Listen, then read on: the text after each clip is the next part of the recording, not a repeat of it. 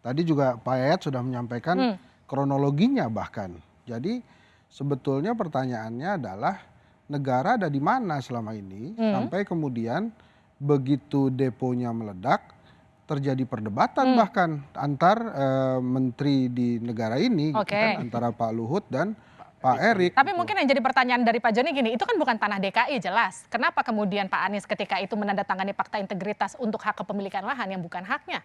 Nah menurut saya ada alasannya waktu itu. Pasti juga ada hubungannya dengan kemanusiaan. Pak Yayat pasti bisa menjelaskan yang lebih jauh tuh tentang itu. Ya. Nah tuh kan bisa kan? Nah saya bilang. Saya akan bantu jelaskan. Boleh? Boleh. Nah, pertama begini, IMB ini ingat ya, IMB syaratnya harus ada sertifikat. Yang namanya BPN itu tidak akan pernah mengeluarkan sertifikat di atas tanah konflik. Betul. Baik. Yang dikeluarkan oleh Pak Anies itu IMB kawasan. Kita tidak ada istilahnya IMB kawasan. Saya tidak tahu apakah ini diskresi atau tidak. Oke. Nah, yang menjadi pertanyaan bagi kita, kalau kita ingin menempatkan warga tempat yang layak, itu di dalam tata ruang ada namanya kawasan rawan bencana. Oke. Jadi ketika akan menempatkan izin, ingatlah apakah tempat tinggal mereka itu aman, nyaman, atau selamat nggak buat mereka. Oke, Pak Wil, tanggapi Pak Wil. Nah, ini pertanyaannya begini.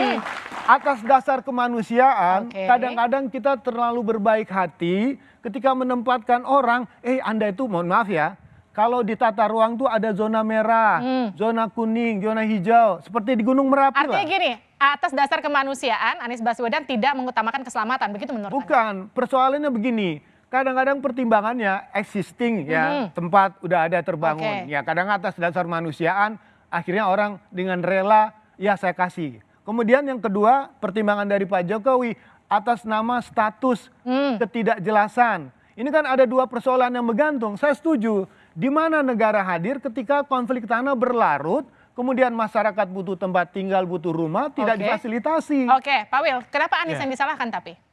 Pertama saya mau jawab dulu yang Pak Jokowi ya.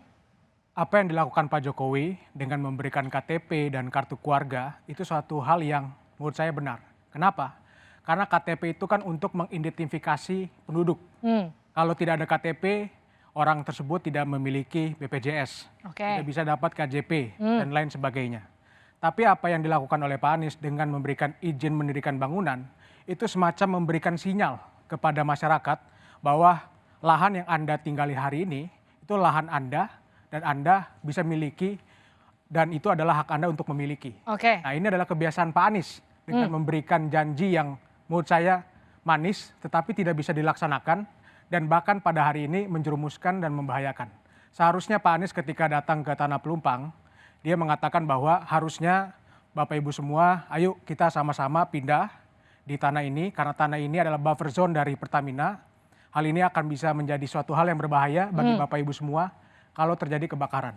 Seharusnya Pak Anies melakukan edukasi politik, bukan membuat suatu janji manis yang membahayakan. Oke, Pak Iqbal. Ya, karena tadi sudah dijelaskan bahwa sebenarnya Pertamina pun juga bukan pemilik tanah itu. Kenapa harusnya selalu rakyat yang dikorbankan? Ya. Tadi Pak Erik sudah benar, harusnya Pertamina yang pindah, bukan kata Pak Luhut, harusnya rakyat yang pindah. Karena mereka sudah turun-temurun di sana. Kalau pabrik depo, itu tentu saja mereka punya lahan sendiri. Dan jadi jangan sampai gara-gara kepentingan seolah-olah rakyat itu selalu disalahkan. Selalu dirugikan. Dan Pak Anies berpihak kepada rakyat. Itulah menunjukkan bahwa sebenarnya atas nama kemanusiaan.